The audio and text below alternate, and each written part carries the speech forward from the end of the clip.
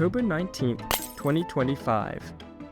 Business as usual for people in Paris, except for an institution and four men who are about to become millionaires in just 8 minutes, who pulled off the greatest heist of the century.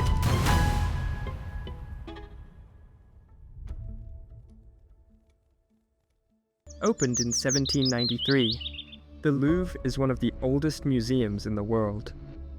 With over 9 million people visiting it every year, you would expect security to be impenetrable.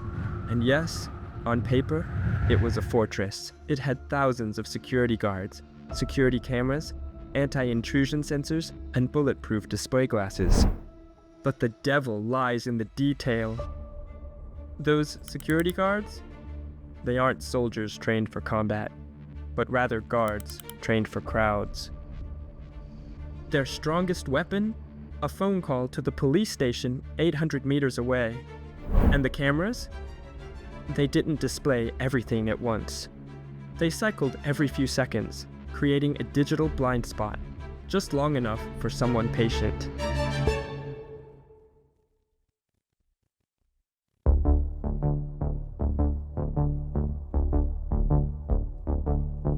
On the dreadful day of Heist, 4 men dressed in construction vests used a furniture lift to scale the balcony of the Apollo Gallery.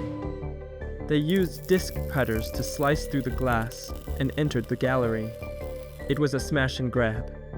They shattered the protective cases and swept up items worth over $100 million, including jewels dating back to the 16th century. They scaled down while 2 men waited on scooters. In the rush, they dropped the crown of Empress Eugénie. They fled through the streets of Paris before abandoning the scooters and vanishing in thin air even before police arrived at the crime scene.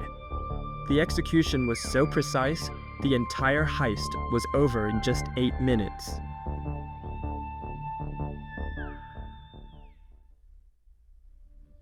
We have 3 major red flags to address. Jean-Luc Martinez was the former director of Louvre from 2013 to 2021.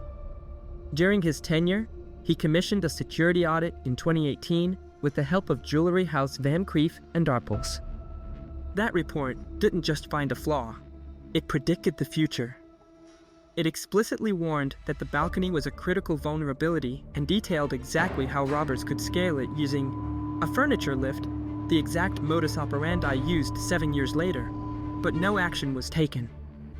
When Laurence Descartes took over the Louvre, this specific report was reportedly never passed on. It sat in a drawer, a ticking time bomb.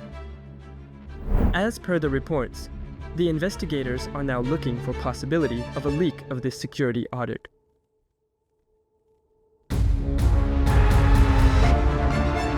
By the time the surveillance team cycled the feed and alerted the authorities, the robbers were already on their way out.